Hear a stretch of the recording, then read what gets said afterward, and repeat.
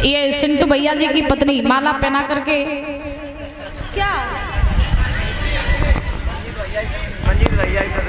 क्या मंजीत भैया की पत्नी थी, सॉरी मिस्टेक हुई, मंजीत भैया जी धर्म पत्नी। ये पगड़ी पहना करके और 201 रुपए देख सम्मानित करके गई थी। बहुत बहुत धन्यवाद है। जोरदार तालियां बजाएंगे।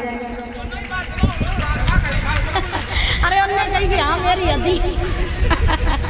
क्या नाम है आपका?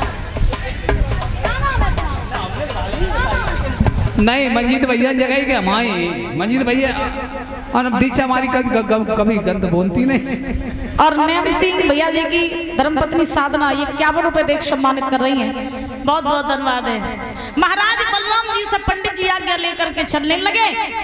बलराम जी पंडित जी को विदा करने लगे। 2-4 कदम आगे बढ़े, पंडित जी सो बीमारी को बहाना बनाए के वहीं गिर पड़े। बलराम जी पास में आए, जवाब दो पंडित जी अगर तुम सही आते एकदम तुम्हें कौन तो बीमारी चढ़े आई, का बात?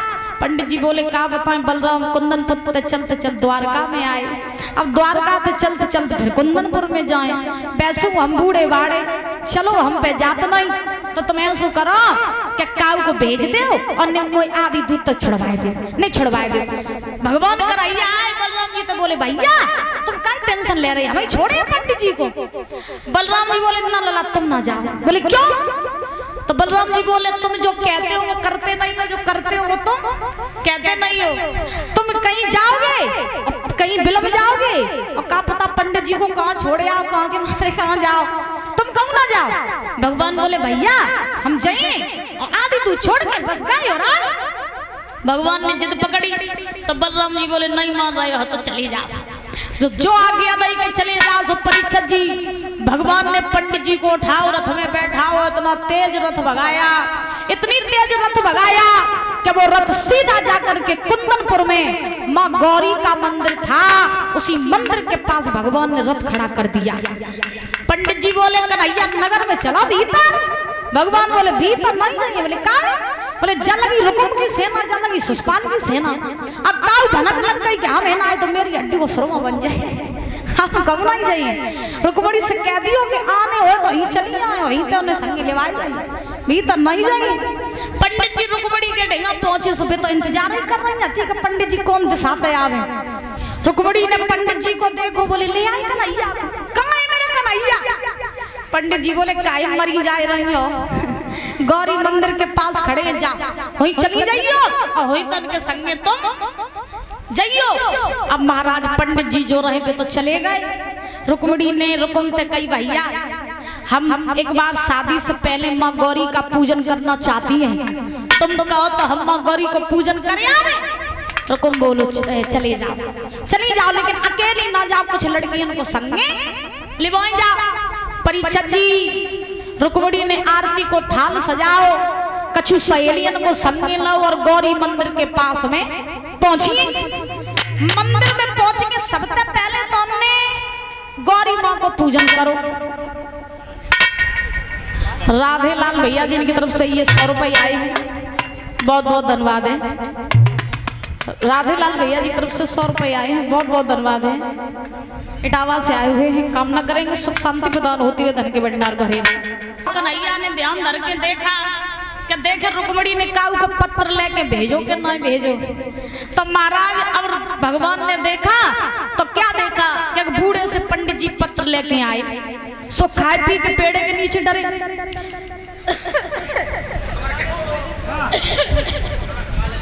पंडित जी सोचने लगे, भगवान कन्हैया मन ही मन में सोचने लगे कि अगर जब पंडित जी ऐसे पत्र लेके आए तो ना रुकमणी पहुंच जाइए चंदेली में, पंडित जी द्वारका में नहीं आ पाए।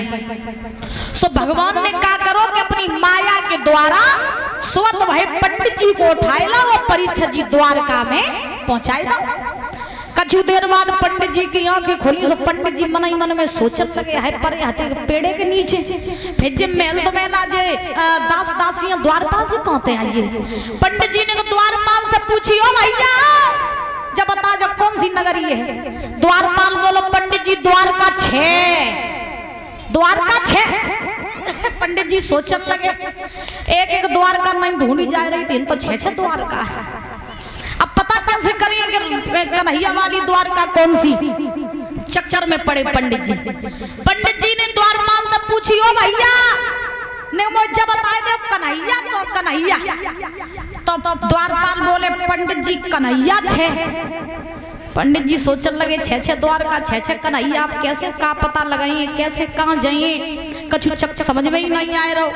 अच्छा, गुजरात की भाषा में हमारी भाषा में जमीन आसमान का फर्क है महाराज। गुजरात में अपन लोग कहते हैं ऐसी चीज है, अपन लोग है कहते हैं, उधर 6 कहते हैं, कुछ है। हाँ पानी दे दो, नहीं है बोतल में पानी। महाराज सुखदेव जी समझा रहे हैं राजन परीक्षित। अब पंडित जी जो है वो चक्कर में पड़े, तो द्वारपाल ने कही, पंडित जी हमें तुम परविया जान पड़ रहे हो हैं? पंडित जी बोले, भैया सोइए। तो द्वारपाल बोले, चिंता न करो, जय द्वारका के राजा कन्हैया हैं। तो पंडित जी बोले, भैया ने मुझे कन्हैया तक पहुंचाए दे। सो द्वारपालों ने पंडित जी को कन्हैया डेगा पहुंचाओ। पंडित जी पहुंचिए, भगवान को पत्र पकड़ाए दो। और भगवान से बल पंडित जी बोले, कन्हैया पत्र पढ़ ले और समझ में आ जाए तो हमारे संगे चले चलो, न बल्लली मर जाइए लेकिन वो कऊ संगे ब्याह नहीं करे, चलो तुम हमारे संगे। भगवान बोले, ए पंडित जी हम चलिए तो तुम्हारे संगे, लेकिन मेरो भैया जो बलराम है ना जो मुझे जान नहीं दिए। बोले तो क्या करें? जवाब दिया, क्या तुम करियो कछु ना?